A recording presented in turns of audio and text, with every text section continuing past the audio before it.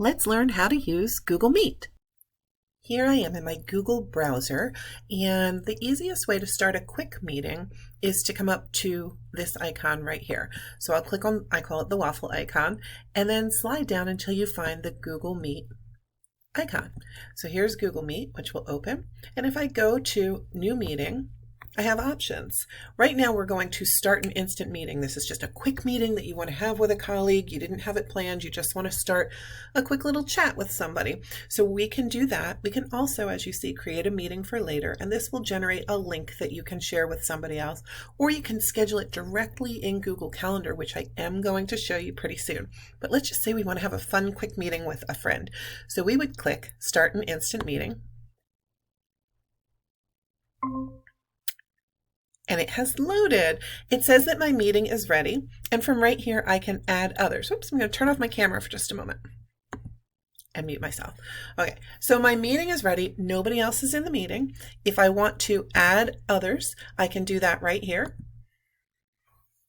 And I can enter any email. So I'll try my buddy Josh. He came up right there. I can click that, and then it would send him an email, and that email would have a join link in there. So that's the easiest way to invite somebody else to a Google Meet call. And if I accidentally close out of that and I go, oh, I forgot to invite somebody, over here, this little people head icon, if you click on that, it will allow you to add people from there as well. So you could do the same thing. I'm going to skip some of those other options right now. Okay, let's go through some of the things that you're seeing on the screen before you even join the call or invite somebody else or get them into your meeting. Lots of things that you can do. So turning your microphone on or off is this little red button. And these are extra settings, so you could change your microphone if you have an external microphone, etc. This is your video. I can turn this on, or I can turn it off. I'll leave it off for right now. Closed captionings that you can turn on.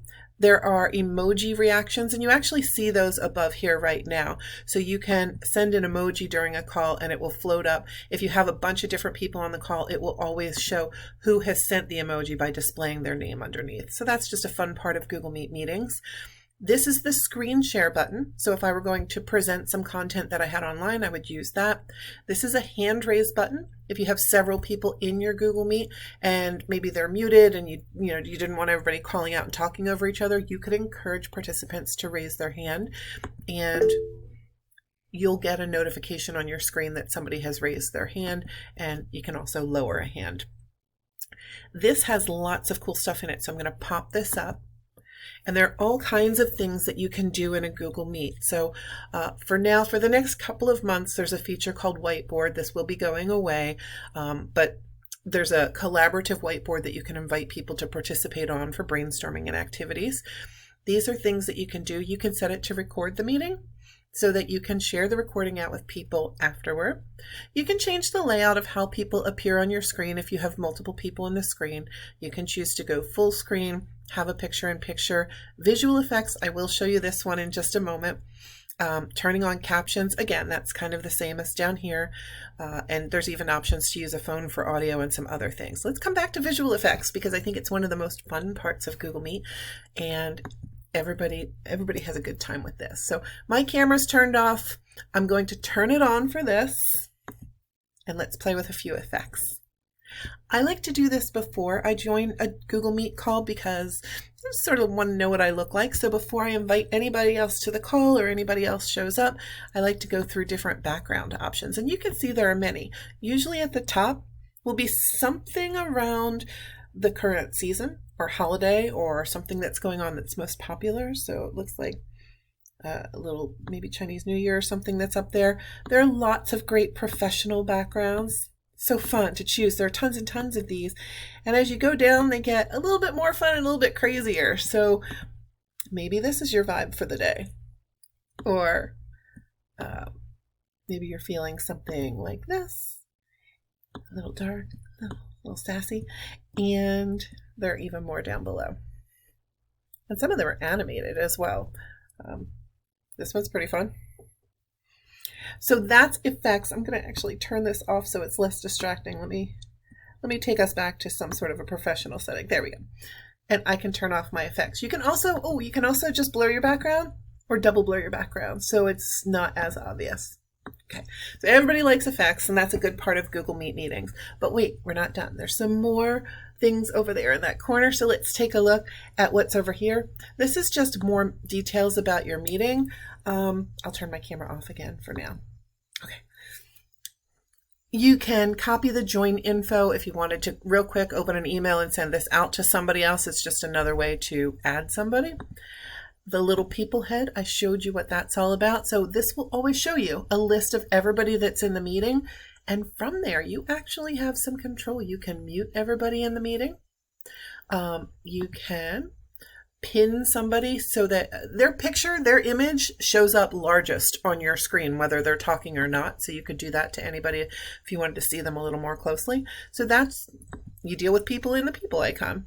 This is the chat, and you've probably seen this in other messaging systems. So there's the chat. You can leave it open on the side, and your entire video feed will move over here. I'll close the chat for now. And then this is activities. So I'm not going to explain all of these, but if you're a teacher, some of these might be especially helpful. Breakout rooms, that's if you want to have small groups where they're meeting in breakout rooms, you can click on that and assign people to different rooms. If you want to go live, you feel like live streaming, people can watch while you're recording. So that's a live streaming option. Polls are that's a pretty fun thing to do in Google Meet. So you can create a poll and get people to be interactive and invite them to sort of participate in things that are happening during your meeting. There's also Q&A. I see this on a lot of larger Google Meets where there may be 100 or 200 people. They will have moderators and they'll say, hey, everybody, let's not clog up the chat. Would you please put your questions in the Q&A and our moderators will help us get to those questions. So usually that's where I see that. Again, more recording opportunities so you can record your meeting and share it out later. You can even generate a transcript of your meeting so that all the typed text from everybody who has spoken on the meeting will be there. And again, there's the whiteboarding option that will be going away in a couple months because Google is sunsetting that. Okay, I'd like to show you how to use Google Meet. Now that you know all of these great things and you know the gist of how to use this, I'd like to show you how you can schedule a Google Meet in Calendar, which is probably the way that I use it most. Let me show you that. To schedule a Google Meet in Calendar, it's my favorite thing, you'll come to the waffle again, and this time we're going to go to Calendar. So let's say that I want to have a meeting with my team on Thursday at 8 o'clock in the morning.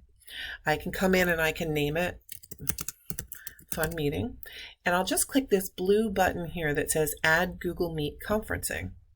Okay, now see what that has? It says Join with Google Meet now, and there's a link underneath. If I copy paste this into a browser, that is the join link for the meeting.